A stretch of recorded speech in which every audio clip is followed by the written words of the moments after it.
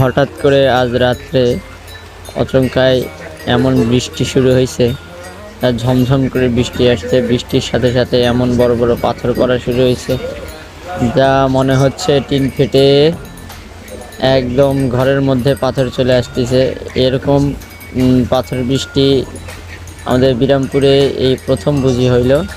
এরকম পাথর বৃষ্টি সহজে হয় না, এটা কি জন্য হইলো সেটা আল্লাহ জানে।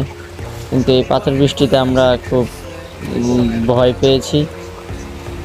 পাথরের পরিমাণটা দেখেন, কত বড় বড় গলে গিয়েছে। এই জন্য পাথরগুলা ছোট ছোট দেখা যাচ্ছে। গলে যদি না যাইতো তাহলে বুঝতে পারতেন পাথরগুলা কত বড় বড়।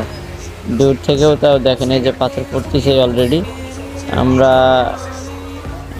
সবাই অলরেডি শুয়ে পড়ছি, কিন্তু এই পাথরের শব্দে সবাই উঠে দাঁড়া হয়ে আছে।